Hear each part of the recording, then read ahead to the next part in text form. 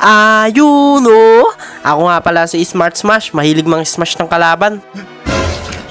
Hayop ka! Nakakabadrip! Kung hindi ka pa nga nakafollow, i-follow mo na yan. Isa lang eh. Ayaw pa. Wala akong ginagaya guys ha. Sabihin nyo na naman na may ginagaya ako. Simulan na nga natin tong game. Dito nga nagtamos ako. Hello guys! Dito sa video na to guys, kaharap ko si Freya. Magkakatitigan nga kami dito mga bro. Nalab at first sight nga siguro dito yung Freya.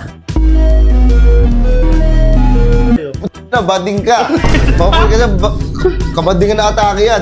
Binibait ko nga lang dito si Freya kasi alam ko papunta na yung Angela. Kaya nga dahil na-overstay siya dito tapos napupok ko pa paunti-unti. Kaya ayan, mabibigyan nga natin siya dito. Patitig-titig ka pa sa akin ha, bading. Pinagpapalo ka tuloy ng karet.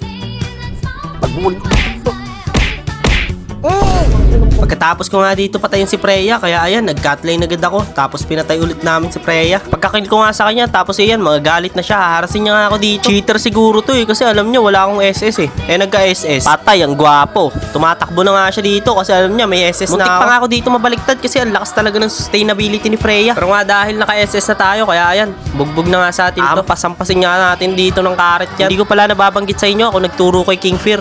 Wow naman! Wow!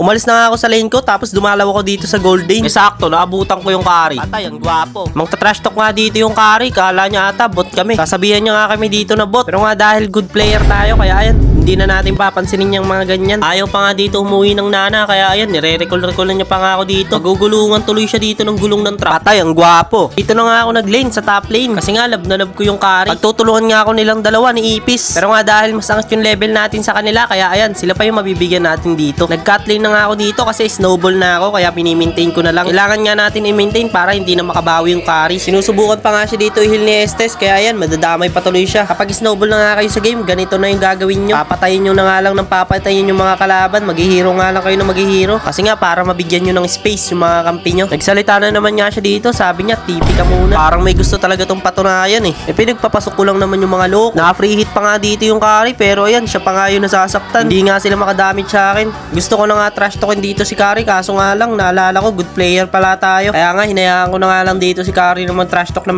Namatay na nga na naman natin siya dito, tapos isusunod natin dito si Freya. Darag ka sa akin ng darag ka kanina, ngayon ka man darag ngayon. Dito nga tinowerlock ko na at natapos na naman niya ang laban at nanalo na naman tayo. Nanalo na naman nga tayo sa laban na malalakas lang yung nakakalaban. Kung nakaabot ka nga dito sa video na to, baka pwede i-share mo na yung video. At kung gusto mo ako kalaro, i-message mo lang yung ID mo, nagre-reply ako. Dito nga dahil good player tayo, kaya dito sinabihan ko siya na matulog na siya. Ayun lang, bye-bye!